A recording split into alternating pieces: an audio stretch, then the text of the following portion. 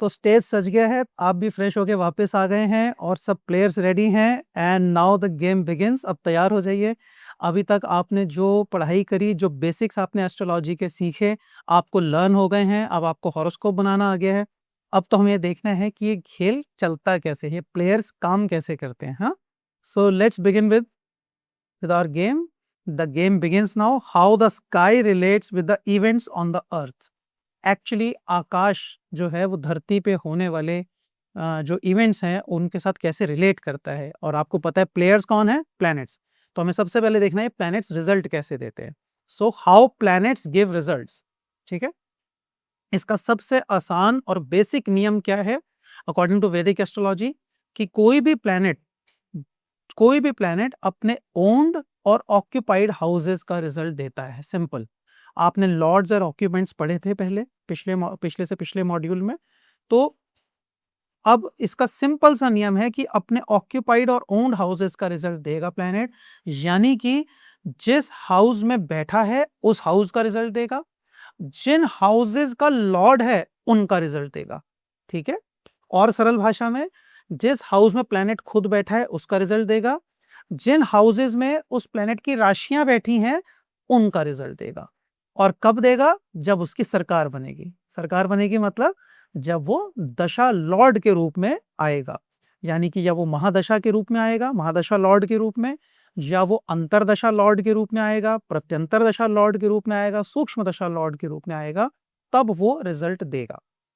ठीक है, तो ये दशा लॉर्ड्स किस तरह से रिजल्ट देते हैं इसका हम थोड़ा सा और बाद में इसमें डिटेल में और चर्चा करेंगे।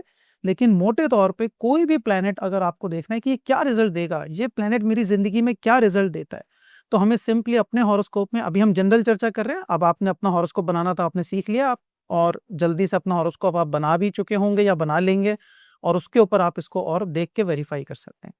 तो अब ये डायग्राम आपके सामने एक सैंपल हॉरोस्कोप आपके सामने है। ठीक है, इसमें आप देख रहे हैं कुछ ये राशियां दिख रही हैं, प्लैनेट्स दिख रहे हैं, राइट, और आपकी सुविधा के लिए हाउस नंबर्स भी दिख रहे हैं। प्रैक्टिकल हॉरोस्कोप में नहीं दिखते, आपने जस्ट अभी देखा है थोड़ी देर पहले, लेकिन अभी हमने आपकी सुविधा के लिए मेंशन कर दिया है। ठीक है, तो अब ये बेसिक रूल है कि कोई भी प्लैनेट अपने ऑपरेटिव पीरियड में जब महादशा, प्रत्यंतर दशा, अंतरदशा आएगा तो वो ऑक्यूपाइड और ओन हाउसेस का रिजल्ट देगा। ठीक है, यहां पर मंगल को अगर हम देखें, मंगल कौन से हाउसेस का रिजल्ट दे रहा है इस हॉरोस्कोप में, अगर हम मंगल को देखते हैं तो मंगल देखिए कहां बैठा है, 7वें घर में बैठा है। इस 7th हाउस में मंगल बैठा है। मंगल, अभी हम मंगल ये जानना चाहते हैं कि मंगल कौन से हाउस का रिजल्ट देगा, मंगल हमारे जीवन में क्या रिजल्ट, जिस भी व्यक्ति का ये हॉरोस्कोप है उसके जीवन में मंगल क्या रिजल्ट देगा। तो हमारा फोकस सिर्फ मंगल पे होना चाहिए, बाकी इंफॉर्मेशन पे नहीं। मंगल कहां बैठा है, सिर्फ ये प्रश्न, मंगल कहां बैठा है और उसकी राशियां कहां बैठी हैं, प्लैनेट खुद कहां बैठा है और उसकी साइंस, उसके जो राशियां हैं, जो उसकी लॉर्डशिप है, वो राशियां कहां कौन से हाउस में बैठी हैं, सिर्फ इतना ही बात है। खुद कहां बैठा है मंगल, मार्स 7th हाउस में बैठा है। उस मंगल की राशियां कौन सी होती हैं, याद है ना आपको, 1 और 8, 1 नंबर की और 8 नंबर की राशियां, एरीज और स्कॉर्पियो, मेष और वृश्चिक, ये दो राशियां मंगल की होती हैं। ठीक है, अब ये आपको मैंने कहा था बिल्कुल लर्न होना चाहिए, बार बार नहीं बताने की जरूरत पड़नी चाहिए। तो मंगल 7वें घर में है, 1 नंबर की राशि कहां बैठी है, ये 1 नंबर की राशि 6ठे घर में बैठी है। और 8 नंबर की राशि कहां है, 8 नंबर की राशि पहले घर में बैठी है, फर्स्ट हाउस में। फर्स्ट हाउस में 8th साइन बैठा है मंगल का, मार्स का, 6th हाउस में फर्स्ट साइन बैठा है। ठीक है, तो मंगल किन किन हाउसेस का रिजल्ट देगा, 7वें घर का रिजल्ट देगा, पहले घर का रिजल्ट देगा और 6ठे घर का रिजल्ट देगा। ठीक है, ये ध्यान कीजिएगा, भूल क्या होती है इंसान से, मंगल किसका रिजल्ट देगा, 7वें घर का देगा, 8वें घर का देगा। अरे 8 तो यहाँ है, 8 ये 8th हाउस है, 8th राशि नहीं है, 8th राशि यहाँ है जो जंक्शन के पास लिखी जाती है, 8th राशि है। हॉरोस्कोप में राशि लिखी जाती है, हाउस नंबर कभी नहीं लिखे जाते किसी भी हॉरोस्कोप पर। तो 8th राशि फर्स्ट हाउस में है, मंगल की 8वीं राशि, तो फर्स्ट हाउस का रिजल्ट, 6th हाउस का रिजल्ट और 7th हाउस का रिजल्ट, ये 3 रिजल्ट देगा। यानी अगर हम इसको कैलकुलेट करना चाहें, एक अनुमान लगाना चाहें, 7th हाउस है मैरिज का, पार्टनरशिप का, फर्स्ट हाउस है स्वयं का, हेल्थ का, हीलिंग का, अपनी पर्सनैलिटी का, और 6th हाउस है जॉब का, डिजीज का। ठीक है। तो मंगल इन तीनों एस्पेक्ट से रिलेटेड रिजल्ट दे सकता है। कब देगा? जब वो या तो महादशा के रूप में आएगा, या अंतरदशा के रूप में आएगा, या प्रत्यंतर दशा, या सूक्ष्म दशा, या जो भी आगे की दशा है, प्राण दशा है ना। जितना जितना दशाओं का लेवल छोटा होता जाएगा उतनी उसकी रिजल्ट जनरेट करने की कैपेसिटी भी कम हो जाएगी, उतना उसकी ऑटोनॉमी कम हो, उसकी स्वायत्ता कम हो जाएगी, वो अपनी इच्छा से रिजल्ट नहीं दे सकता है ना। हम आगे देखेंगे कि दशा लॉर्ड्स किस तरह से देते हैं, हायरार्की है, हायरार्की के अनुसार रिजल्ट देते हैं। तो ये कॉन्सेप्ट ये है, इसको देखने के लिए थोड़ा सा इसके और डिटेल में देख लेते हैं। अब इसमें और एग्जांपल लेते हैं इसी हॉरोस्कोप में। ये 8 नंबर का हॉरोस्कोप है, 8 नंबर का सेम हॉरोस्कोप है, सब कुछ सेम है, ठीक है।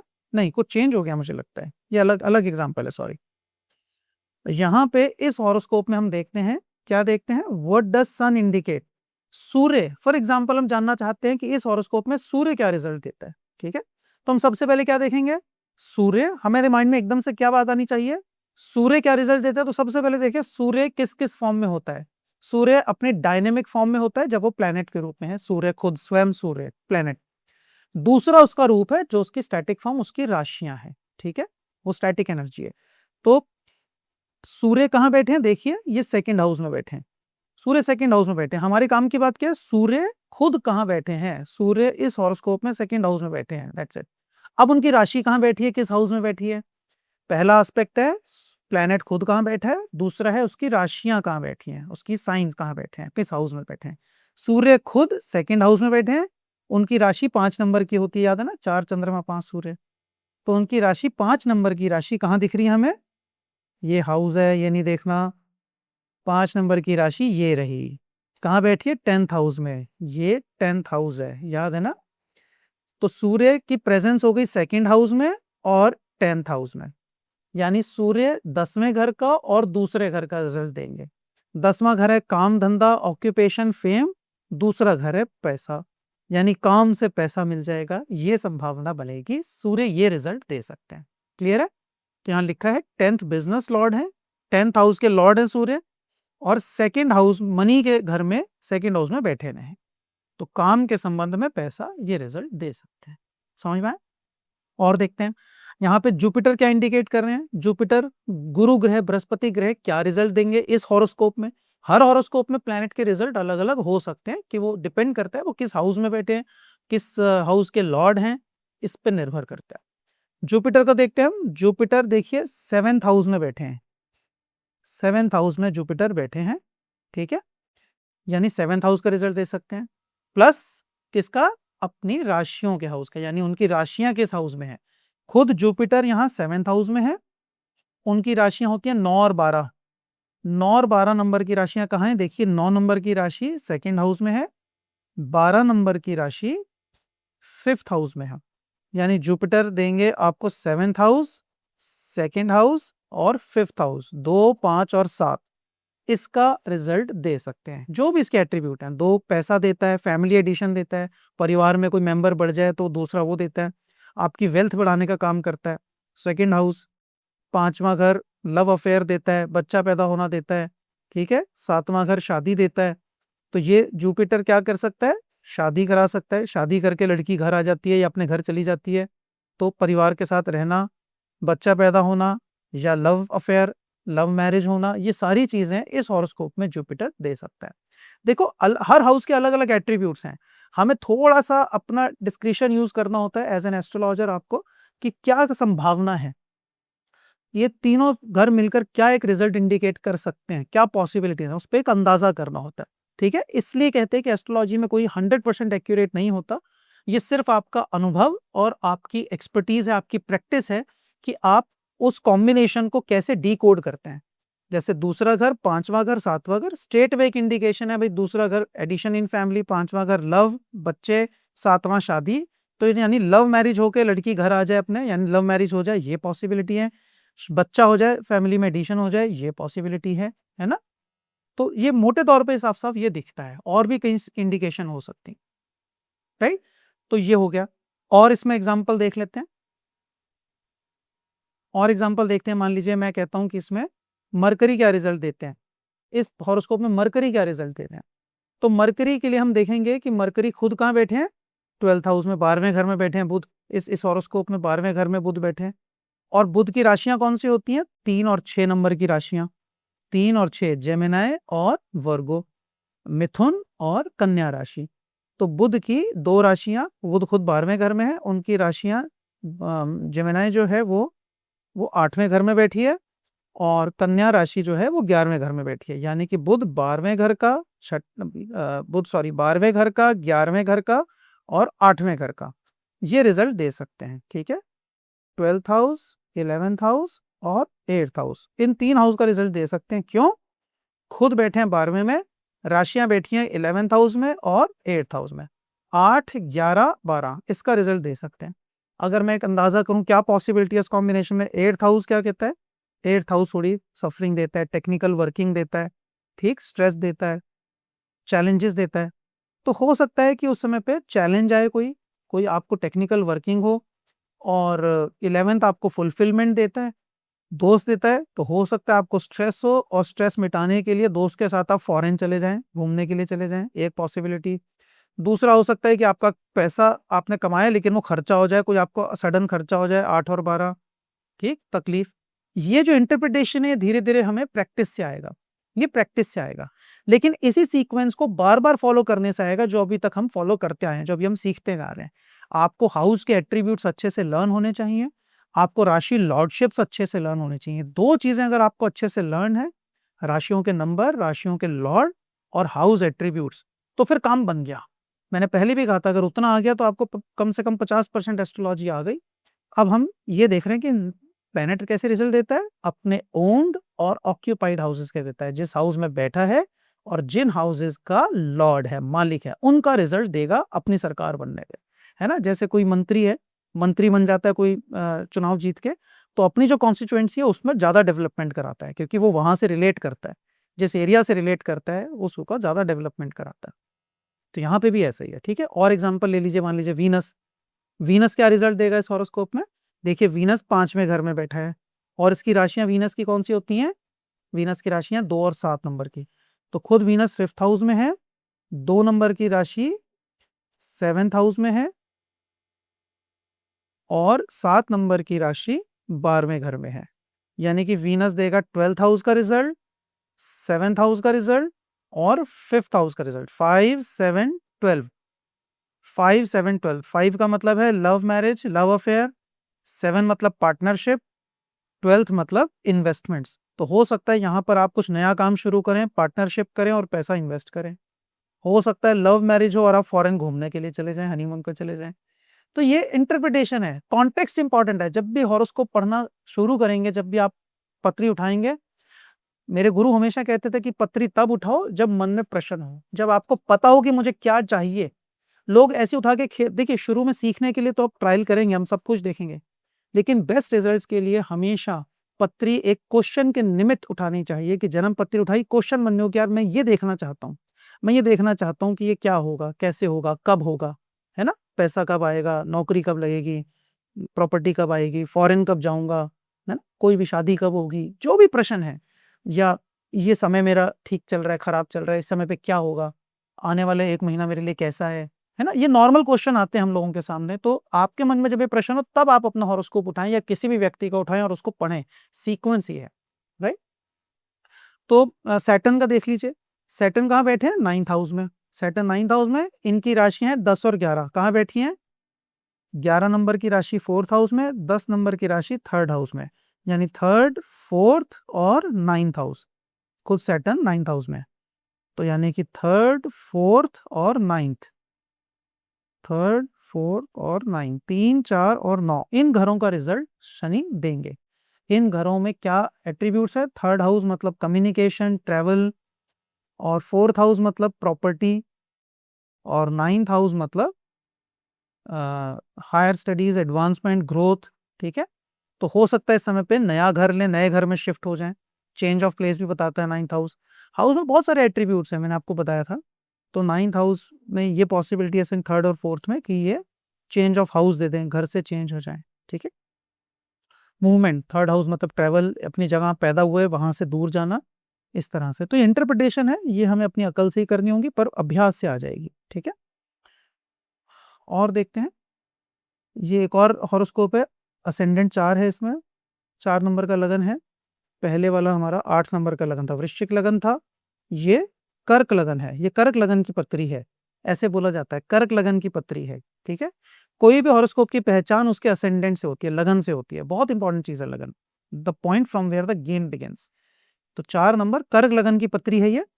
इसमें planets activate their owned and occupied houses but when in their operational period called dasha. ये हमने बात की कि अपने ऑक्यूपाइड पीरियड में। अब इसमें हम देखते हैं, ये हमने आपके लिए आंसर्स रेडी कर दिए हैं, लेकिन कोशिश कीजिएगा खुद करने की। मैं फिर से कहना चाहूँगा, आप लोगों के लिए हमने काफ़ी अच्छी वर्कशीट्स बनाई हैं, रेफरेंस नोट जो हैं आपके लिए तैयार है। आपको सिर्फ वीडियो में कमेंट करना है और उनके लिंक आपको मिल जाएंगे। डाउनलोड कीजिए, प्रिंट आउट निकालिए, रेफरेंस नोट को जहाँ भी ज़रूरत है याद कर लीजिए, नहीं तो देख के रेफर कर लीजिए, और प्रैक्टिस शीट्स को फिल कीजिए, भरिए, और उसके जैसी और अभ्यास भी कीजिए, ठीक है। तो ये सब रेडी है आपके लिए। अब इस हॉरोस्कोप में मैं एक बारी, इस हॉरोस्कोप में सन क्या रिजल्ट देते हैं, इस टेबल को कोशिश करके मत देखिए, इस टेबल को मत देखिए, इधर देखिए। सन क्या रिजल्ट देते हैं, देखिए सेकंड हाउस में है, और उनकी राशि भी सेकंड हाउस में बैठी है, 5th राशि।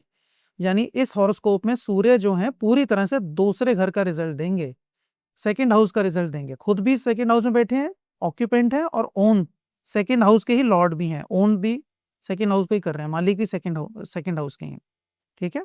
मून को देखते हैं, चंद्रमा 10वें घर में बैठे हैं, देखिए 10th हाउस में बैठे हैं, और इनकी राशि कौन सी है, 4 नंबर की, वो फर्स्ट हाउस में यानी लगन में बैठी है। यानी चंद्रमा ऑक्यूपेंट है 10th हाउस के, लॉर्ड है फर्स्ट हाउस के। तो चंद्रमा किसका रिजल्ट देंगे, 10th का और फर्स्ट का, ठीक, 10th का और फर्स्ट का। मरकरी को देखते हैं, मरकरी का है 12th हाउस में, क्योंकि और इनकी राशियां खुद 12th हाउस में है, और इनकी जो राशि है 3 और 6 नंबर की राशि, वो बैठी है 3rd हाउस में और 12th हाउस में। तो मरकरी 3rd हाउस का रिजल्ट देंगे, क्योंकि छठी राशि वहां है, 3rd हाउस है, और 3rd राशि 12th हाउस में है, और खुद मरकरी भी 12th हाउस में है। तो ये 3rd हाउस और 12th हाउस का रिजल्ट देंगे, 12th house, 3rd house, again 12th house, क्योंकि ये दोनों ओन्ड हैं। 2 बार लिखने का कोई पर्पज नहीं है, तो बेसिकली 12th का और 3rd हाउस का रिजल्ट है, ठीक है। Next is Venus. वीनस देखिए कहाँ है, वीनस ये रे। तो वीनस कहाँ बैठे हैं, 4th हाउस में, दिख रहा है, वीनस इस 4th हाउस में है। और वीनस की राशियां कौन सी होती हैं, 2 और 7 नंबर की राशियां, हाँ, यानी टॉरस और लिब्रा, वृषभ और तुला राशि। तो शुक्र खुद चौथे घर में बैठे हैं, इनकी 7 नंबर की राशि भी चौथे घर में बैठी है।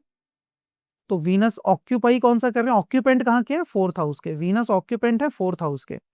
और इनकी ओनरशिप कहाँ की है, लॉर्ड कौन से घरों के हैं, 4th हाउस के लॉर्ड भी हैं, क्योंकि 7वीं राशि इनकी वहीं बैठी है, और 11th हाउस के लॉर्ड है, क्योंकि दूसरी राशि वहां बैठी है, ठीक है। मान लीजिए वीनस एक आदमी है, उसकी 2 कोठियां हैं, एक दिल्ली में एक बॉम्बे में।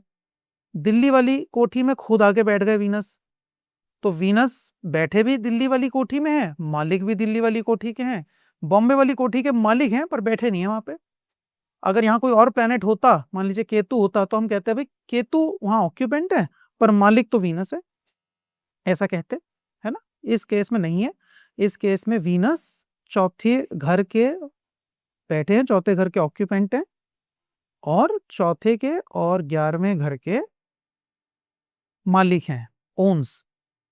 क्लियर है, जो बात हम पहले करते आ रहे हैं उसी का अगले लेवल पे है, इसकी प्रैक्टिस हो रही है, ठीक है। मार्स का देख लीजिए, मंगल का, मंगल खुद कहाँ बैठे हैं, छठे घर में। अब आपको ये देखते याद आ जाता है या लिख के रखना पड़ता है छठा घर, ये देखते ये वाला ट्रायंगल दिखना चाहिए, 6th हाउस है, इस ट्रायंगल की बात आएगी तो ये 6th हाउस है। तो मार्स बैठे हैं 6th हाउस में, और इनकी राशियां कौन सी होती हैं, 1 और 8 नंबर की राशियां। तो मार्स की 1 नंबर की राशि कहाँ है, 1 नंबर की राशि कहाँ है, चौथे घर में। हाँ, नहीं, गड़बड़ हो गई ना। मार्स की 1 नंबर की राशि 10वें घर में। ये बार बार ध्यान करना है, मैं जानबूझ के आपको गलती करके फंसाता हूँ, आप नहीं फंसना। तो मार्स की वीडियो में कमेंट करके बताना जो जेन्युइनली नहीं फंसे थे, सच में बताना कि हम नहीं फंसे आपकी बात में। मार्स की, मंगल की 1 नंबर मेष राशि 10वें घर में है, और मंगल की 8वीं राशि 5वें घर में है, ठीक है। तो मंगल किसका रिजल्ट देगा? छठे घर का, पांचवें घर का और 10वें घर का। देख लीजिए, मंगल किसका रिजल्ट देगा? 10वें घर का क्योंकि राशि है, पांचवें घर का क्योंकि राशि है, और इन दोनों घरों का मालिक है मंगल, और साथ में खुद कहाँ बैठा है? छठे घर में। ठीक है, तो मंगल छठे घर का, पांचवें घर का और 10वें घर का रिजल्ट देगा। 5, 6 और 10। ठीक, ये मार्स के हाउसेस हो गए। जुपिटर का देखते हैं। जुपिटर कहाँ बैठे हैं? खुद जुपिटर बैठे हैं सेकंड हाउस में, और जुपिटर की राशि है 9 और 12। कहाँ बैठी हैं? 9 नंबर की राशि बैठी है छठे घर में, 12 नंबर की राशि बैठी है, सॉरी 12 नंबर की राशि बैठी है 9वें घर में। हम्म, तो 9th house, then 6th house, then second house. Jupiter के ये 3 खाने हो गए इस हॉरोस्कोप में जिसका रिजल्ट देंगे। खुद बैठे हैं सेकंड हाउस में, जुपिटर ऑक्यूपाई सेकंड हाउस, और जुपिटर की राशियां यानी 9 और 12 नंबर की राशियां सैजिटेरियस और पाइसेस, धनु और मीन राशि जो बृहस्पति की होती हैं, धनु राशि बैठी है छठे घर में, और मीन राशि बैठी है 9वें घर में, 9th हाउस में। तो जुपिटर छठे घर का, 9वें घर का और दूसरे घर का रिजल्ट देंगे। Second, 6th and 9th house, these relate with Jupiter. अपनी महादशा या अंतरदशा या प्रत्यंतर या सूक्ष्म या किसी भी दशा में जुपिटर इन 3 हाउसेस के रिजल्ट दे सकते हैं। क्लियर हो गई बात? इसी तरह से हम सैटर्न का कर लेंगे। सैटर्न का देख लीजिए, सैटर्न कहाँ बैठे हैं? ये रे, सैटर्न कहाँ है? 7th हाउस में, और सैटर्न की राशि है 10th और 11th। ये 10 नंबर की राशि भी 7th हाउस में है, 11 नंबर की राशि 8th हाउस में। इजी हो गया। तो सैटर्न किसका रिजल्ट देंगे? 7th हाउस का और 8th हाउस का। खुद भी वही है, उनकी मलकियत भी वही है, उनकी प्रॉपर्टी भी वही है। तो शनि जो है इस हॉरोस्कोप में 7वें और 8वें घर का रिजल्ट देंगे। राइट, 7वें में खुद बैठे हैं, 7 और 8वें इनकी ओनरशिप है। डन। इसके बाद राहु को देखते हैं। अब राहु और केतु के लिए थोड़ा सा ध्यान करेंगे। राहु खुद कहाँ बैठे हैं? राहु बैठे हैं 12वें घर में, तो राहु 12वें घर का रिजल्ट देंगे। ठीक है, लेकिन आपको पता है कि राहु कौन सी राशि में बैठे हैं? तीसरी राशि में बैठे हैं। राहु तीसरी राशि में बैठे हैं, इसका मतलब तीसरी राशि वाला पूरा सेट कब जाएंगे? तो यानी कि ये तीसरी राशि का और छठी राशि दोनों का रिजल्ट देंगे, यानी कि राहु 12th हाउस का भी देंगे और 3rd हाउस का भी देंगे। इसलिए 12th और 3rd खुद ऑक्यूपेंट है 12th के, तो राहु 12th के ऑक्यूपेंट है, 3rd और 12th की ओनरशिप है। ओनरशिप इसलिए कि जिस राशि में बैठेंगे उसका पूरा सेट कहेंगे मेरा है।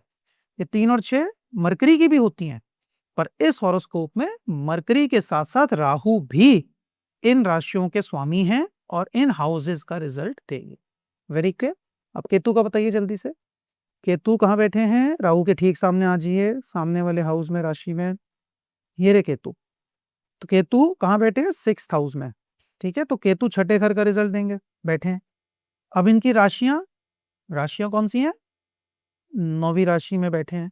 तो 9 की कोई भाई बहन होती है? ये राशि सेट है? हाँ है, 9 और 12 बृहस्पति की होती है ना, 9 और 12। तो 9 और 12 राशियां दोनों केतु की हो जाएंगी, केतु की भी हो जाएंगी। तो केतु 6th हाउस का और 9th हाउस का रिजल्ट देंगे, क्योंकि केतु खुद 9th हाउस में है, 6th हाउस में, सॉरी, केतु खुद 6th हाउस में है, और इनकी राशियां यानी 9 और 12 की राशियां ये भी 6th और 9th हाउस में है, 6th और 9th हाउस में।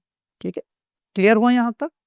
नहीं हुआ, कोई और डाउट है, प्रैक्टिस और कीजिए और कमेंट बॉक्स में लिख के बताइएगा। ठीक है, तो ये बेसिकली प्लैनेट्स अपने ओन्ड और ऑक्यूपाइड हाउसेस का रिजल्ट देते हैं, जहां बैठते हैं वहां, और जहां इनकी राशियां बैठती हैं उन सभी घरों का रिजल्ट एक प्लैनेट देता है।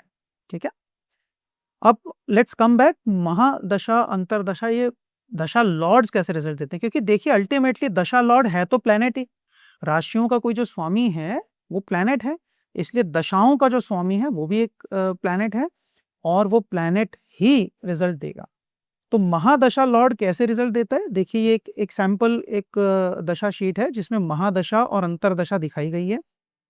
इस दशा शीट में ये ये जो पराशर लाइट से निकली हुई दशा शीट है, और इसमें सबसे ऊपर ये महादशा अंतरदशा लिखा है, तो राहु की लिखी है 18 साल की महादशा, स्टैंडर्ड होती है राहु की हमेशा। यहाँ तक बच्चा पैदा ही नहीं हुआ था, इस पीरियड में पैदा हुआ, तो यहाँ से दशा शुरू हुई उसकी, यहाँ पे मामला स्टार्ट हुआ इसकी दशा का।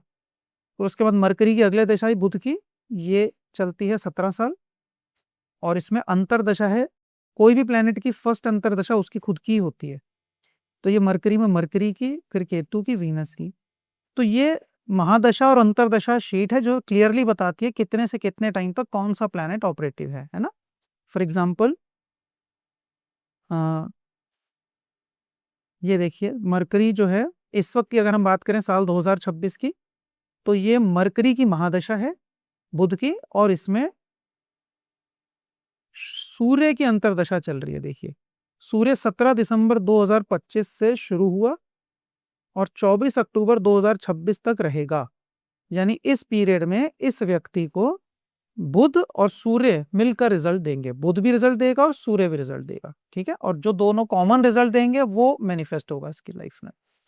तो महादशा लॉर्ड कैसे रिजल्ट देता है? महादशा 17, अब एक लॉन्गर पीरियड है महादशा, तो 17 साल तक मरकरी चल रहा है, तो मोटे तौर पे लगभग पूरे 17 साल तक वो प्लेनेट मरकरी के उसको रिजल्ट आएंगे, बुध के रिजल्ट आएंगे, ठीक है। इन जनरल बुध क्या देता है? लॉजिकल एबिलिटीज देता है, लॉजिक से काम करना, इंटेलिजेंस, इंटेलेक्ट को देता है, कम्युनिकेशन को देता है, ठीक है। तो ये 17 साल इसके इन चीजों के ऊपर जाएंगे। और उसके बाद बुध क्या रिजल्ट देता है उसके हॉरोस्कोप में? उन हाउसेस के रिजल्ट आएंगे इसके पास, ठीक है। तो महादशा जो है it tells what all type of events can happen during its period, ठीक है। तो ये मोटे तौर पे 17 साल तक ये कुछ कम्युनिकेशन रिलेटेड बात, कुछ लॉजिकल बात, कंप्यूटिंग कैलकुलेशन से रिलेटेड बात, है ना, ये सब चीजें इसकी लाइफ में होंगी। प्लस वो हाउसेस जो मरकरी जिनको ओन करेगा और जिसमें ऑक्यूपाई करेगा, जिसको उनके हॉरोस्कोप में, उनके रिलेटेड रिजल्ट ये देगा उस समय पे। तो ये मेन डिसाइडिंग फैक्टर है। महादशा कैसे काम करता है? ये मेन डिसाइडिंग फैक्टर होता है, ठीक है। That reflects major changes in life. Life में जब बड़े चेंजेस आते हैं परमानेंट किस्म के, जैसे कोई व्यक्ति अपना देश छोड़ के फॉरेन में ही सेटल हो जाए, या फिर शादी हो जाती है, या फिर कोई बड़ा जॉब छूट के बिजनेस में आ गए, इस तरह के जो मेजर चेंजेस लाइफ में होते हैं नॉर्मली महादशा उनको इंडिकेट करती है, मेजर चेंजेस को इंडिकेट करती है, जो परमानेंट किस्म के नेचर होते हैं, जो लंबे चलने वाले इवेंट्स हैं, मेजर कॉन्टूर्स डिसाइड करती है महादशा की क्या कुछ हो सकता है ना। ये बीमार पड़ जाएंगे या इस क्लास में फेल हो जाएंगे, ये छोटे इवेंट महादशा से रिलेटेड नहीं करते। महादशा ये बताएगी कि इसमें तकलीफ आ सकती है क्या, इसमें फॉरेन जा सकते हैं क्या, इसमें शादी हो सकती है क्या, है ना, इसमें क्या और ग्रोथ हो सकती है अपना, है ना, ये सब मेजर डिसीजन है लाइफ के, वो महादशा बताती है, राइट। इसके जो सब्सिक्वेंट दशा लॉर्ड्स हैं वो इसके अनुसार काम करते हैं, एक फिल्टर की तरह काम करते हैं, महादशा के कॉन्टूर्स में रहते हुए, महादशा की बाउंड्रीज में रहते हुए बाकी के ऑपरेट करेंगे। जैसे कि मान लीजिए इंडिया के अंदर महादशा हो गई, जैसे प्रधानमंत्री हैं, तो प्रधानमंत्री जो बड़ा डिसीजन लेंगे उसके अनुसार बाकी के लोग काम करेंगे। तो महादशा को मान लीजिए प्रधानमंत्री हैं, उसके बाद अंतरदशा जो है मान लीजिए चीफ मिनिस्टर है स्टेट के, वो डायरेक्शन उनके लेंगे, मेजरली उस बाउंड्री में होकर ही काम करना पड़ेगा उनको, लेकिन कुछ उनके पास भी ऑटोनॉमी है, कुछ उनके पास भी अपनी स्वायत्ता है, अपनी पसंद से काम कर सकते हैं। तो अंतरदशा के लेवल पे भी कुछ अपने दम पे काम करने की शक्ति है। तो महादशा जैसे प्रधानमंत्री, अंतरदशा जैसे कि चीफ मिनिस्टर, मुख्यमंत्री किसी स्टेट के, और उसके बाद प्रत्यंतर दशा आ गई जैसे कि डिस्ट्रिक्ट मैजिस्ट्रेट हो गए, वो डीएम हो गए, जो बेसिकली एक बड़े एरिया को कवर करते हैं but with in the state. तो स्टेट के अंदर जो फर्दर रिप्रेजेंटेटिव है मुख्यमंत्री के नीचे के लोग, वो मान लीजिए प्रत्यंतर दशा हो गई, जो बेसिकली ऊपर के दो लॉर्ड्स के अनुसार एग्जीक्यूशन काम पे जाते हैं, और फिर नीचे सूक्ष्म दशा हो गई, एग्जैक्टली जो लोग एग्जीक्यूट करते हैं, जो उनको सिर्फ हुक्म बजाना है उसके अनुसार ही काम करेंगे, ठीक है। तो अंतरदशा lord it works within the limit set by the महादशा lord but enjoys a certain degree of autonomy. If Mahadasha Lord is the PM, then Antardasha Lord is the CM in Indian context. It actually plans and initiates or obstructs. आपको पता है obstruction कैसे होता है? कोई scheme प्रधानमंत्री जी ने चालू करी और मुख्यमंत्री का नई स्कीम नहीं आएगी हमारे यहाँ पे, तो हमारे स्टेट में स्कीम नहीं चलेगी। मैं नाम नहीं लेना चाहता, भारतवासी सब अच्छे से जानते हैं क्या हो रहा था, ठीक है। The process of manifestation of the events indicated by the MDL, MDL मतलब महादशा लॉर्ड, ठीक है। तो अंतरदशा लॉर्ड इस तरह से काम करते हैं, प्रत्यंतर और सूक्ष्म दशा लॉर्ड बेसिकली एग्जीक्यूशन का काम करते हैं, इंप्लीमेंटेशन का, ठीक है। ये they are like the MLA and councillor, DM कह रहा था मैं, एमएलए काउंसलर हो गए। All these 4 dasha lords work together like a government to generate different type of experiences for the native. ये सब मिलकर काम करते हैं। तो बेसिकली आपकी कौन सी दशा चल रही है किन प्लैनेट्स की, और वो किन किन प्लैनेट की है, वो मिलकर किन इवेंट्स को अलाउ करते हैं, किसको ऑब्स्ट्रक्ट करते हैं, ये नेट रिजल्ट की जीवन में मैनिफेस्ट हो जाता है। इसके हिसाब से ही हम प्लैनेट का रिजल्ट देखते हैं।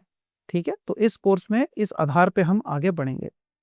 सो dasha periods are mentioned in the horoscope. ये हॉरोस्कोप जो है अकेला एक तो बॉक्स होता है हॉरोस्कोप, लेकिन साथ में दशा शीट निकल कर आती है अलग अलग रूप में। शुरू किया हमने जो हॉरोस्कोप से, उसमें देखा हम साइड में भी लिखी आ रही थी विंशोत्तरी दशा। अलग से दशा शीट भी आती है महादशा अंतरदशा की, अंतरदशा प्रत्यंतर दशा की।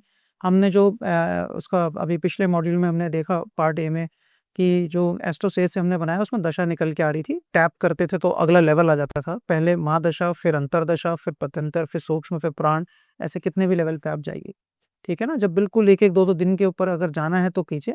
नॉर्मल इतनी एक्यूरेसी से प्रिडिक्शन नहीं की जाती, नॉर्मली आपको ब्रॉडर इंडिकेशन होती है कब क्या करेगा। ठीक है, सो दिस इज इट। अब इसके ऊपर आपको एक्सरसाइज करनी है इस मॉड्यूल के ऊपर, और इसमें सबसे पहले आपको जनरेट योर हॉरोस्कोप, है ना, या तो कोई हॉरोस्कोप आपके पास है या फिर आप उसको बना लीजिए।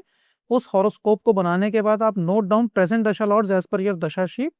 ठीक, तो आपकी जो वर्कबुक है, जो आपको प्रैक्टिस शीट दी जाएगी, उसमें हॉरोस्कोप्स मिलेंगे आपको, उसमें दशा शीट भी होगी, तो उसमें आप जाके काम कीजिए या अपना अलग से जनरेट कर लीजिए। और वहां पे जाके आप अपने दशा लॉर्ड्स को देखिए, पहले अपना बनाइए और उसको फिर दूसरों पे भी काम करना। दशा लॉर्ड्स देखिए कि इस वक्त में कौन से दशा शीट में आपके कौन से दशा इस टाइम पे चल रही है, महादशा कौन है इस टाइम पे, महादशा लॉर्ड, अंतरदशा लॉर्ड कौन है, ये सब देखिए, आप नोट करिए। और फिर write down the houses owned and occupied by each दशा लॉर्ड इन द हॉरोस्कोप। फिर दशा शीट में से अपने दशा लॉर्ड्स को देख के फिर देखिए कि इस वक्त जो दशा आप इन्फ्लुएंस में जिन दशा लॉर्ड्स की, आपके हॉरोस्कोप में वो दशा लॉर्ड्स कौन कौन से हाउसेज में बैठे हैं खुद, या फिर उनकी राशियां किन हाउसेज में बैठी हैं, उनको नोट कीजिए। उससे आपको पता चलेगा कि जो प्रेजेंट टाइम है आपका, ये किन हाउसेस से रिलेट कर रहा है, किन हाउसेस के रिजल्ट आ रहे हैं या आ सकते हैं। और ये आपको ज़रूर रिपीट करना है कम से कम 10 लोगों के लिए। और मैं ये 10 लिखा ज़रूर है, लेकिन मैं आपको कहूँगा कि आप कोशिश करें कि उसको 50, 60, 100 हॉरोस्कोप्स में कीजिए। जितनी ज़्यादा प्रैक्टिस आप इस लेवल पे कर लेंगे, आपकी उतने ही स्ट्रॉन्ग फाउंडेशन बनेंगे एस्ट्रोलॉजी की, और कई 100 एस्ट्रोलॉजर से बेहतर आप परफॉर्म करने लगेंगे, जो मेहनत नहीं करते हैं, सिर्फ कॉपी कैट बातें करते हैं, या तो अपना तावीज़ बेचने की कोशिश करते हैं, सामान बेचने की कोशिश करते हैं। लेकिन सच्चाई में आप जो सीखेंगे वो यहाँ से, इस प्रैक्टिस से सीख जाएंगे। ठीक है, अपने दोस्तों के, अपने रिश्तेदारों के बर्थ डेट मांग लीजिए, बर्थ डेट, टाइम, प्लेस और उनका नाम लिख लीजिए और हॉरोस्कोप बनाइए। ऑनलाइन ऐप है एस्ट्रोसेज का, या आप खरीद लीजिए एक छोटा सा कोई सॉफ्टवेयर, आप चाहे तो आप उनके द्वारा बना सकते हैं दशा शीट पे, और आराम से उस पे काम कर सकते हैं। ये कर लेते हैं आप, तो फिर आप actually now the time is for 3 step astrology. जो विधि हमने विकसित की 3 स्टेप एस्ट्रोलॉजी, अब आप तैयार हैं उसको परफॉर्म करने के लिए। ये आप प्रैक्टिस कर लीजिए और फिर अगले मॉड्यूल को स्टार्ट कीजिएगा, जिसमें हम 3 स्टेप एस्ट्रोलॉजी के बारे में डिटेल में चर्चा करेंगे। Thank you. हर मॉड्यूल की तरह इस मॉड्यूल के भी रेफरेंस नोट्स और प्रैक्टिस वर्कशीट हमने आप लोगों के लिए रेडी कर दी हैं। बहुत सुंदर ढंग से इंपॉर्टेंट इंफॉर्मेशन कंपाइल करी है। इन स्लाइड्स के, इंपॉर्टेंट स्लाइड्स के जो नोट्स हैं वो आपके लिए रेडी हैं, टेबुलेटेड फॉर्म में भी, विजुअल फॉर्म में भी। जैसी ज़रूरत है आप आसानी से उनको देख के इंपॉर्टेंट इंफॉर्मेशन को लर्न कर सकते हैं, पढ़ सकते हैं, और फिर प्रैक्टिकल एक्सरसाइजेज भी आपके लिए रेडी कर दी गई हैं, जिसको आप प्रैक्टिस कर सकते हैं, उसको आप अच्छे से सीख सकते हैं और याद रख सकते हैं। आपको सिर्फ इस वीडियो के कमेंट में जाके कमेंट करना है, और वो प्रैक्टिस वर्कशीट्स और रेफरेंस नोट्स के लिंक आपको मिल जाएंगे।